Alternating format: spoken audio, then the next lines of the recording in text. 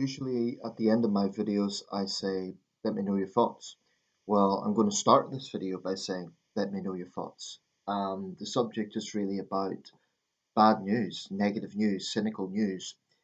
Now, by news here, I'm not talking about personal matters. I'm not talking, for example, if someone has found out they failed an exam or a relative is sick or something like that. I mean more generic news in the media, current affairs, social issues, etc. Um, it hasn't escaped my notice that a lot of the things I cover on this channel are, let's face it, more in the negative theme of things or more cynical. Now, that's not deliberate. I'm not just trying to be depressing. Um, there are positive things I could talk about as well, and I'm going to try and do that a little bit more. But I'm not going to get into a situation where, oh, I better make it 50-50. I'm going to talk about what I think is important. But it's true, a lot of the angles that I look at tend to be news that's cynical or negative. It's wars, it's human rights issues. Um, Political issues is a bit more neutral. It depends where you lie. I mean, obviously, if a political party is doing well and you're on the side of that political party, that's good news. But if you're skeptical of that political party and its positions, then it's bad news. So with politics, it always comes down to where you lie on the political party or the politician in question. But I guess my open question here is, if you're like me, if you're quite a political person, if you are in touch with a lot of things that are going on, I don't think it's possible to follow absolutely everything at once. I mean, at any one time, there's a particular story that you could be focusing on, and then something else comes along.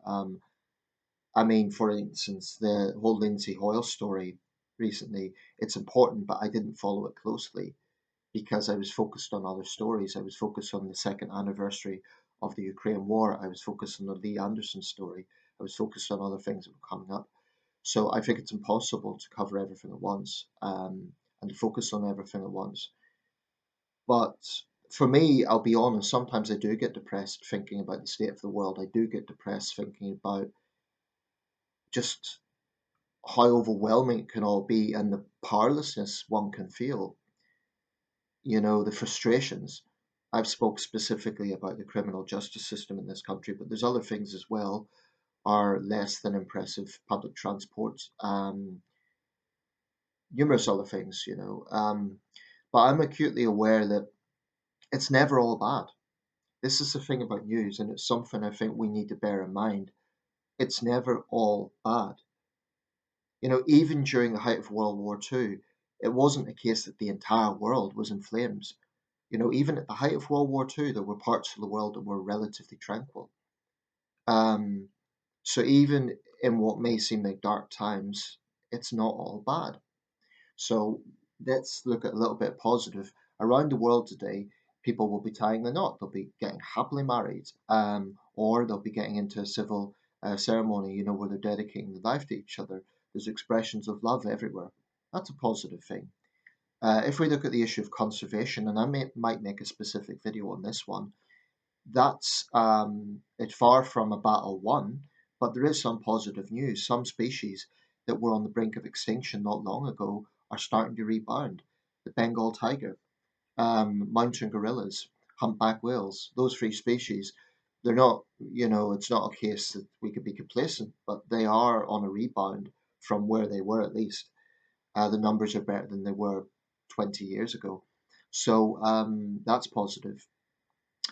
Um, there's not much to see in armed conflict that's positive, but again, few wars last forever. At some point they end. At some point there is a breakthrough. Most tyrannies don't last forever. At some point they fall.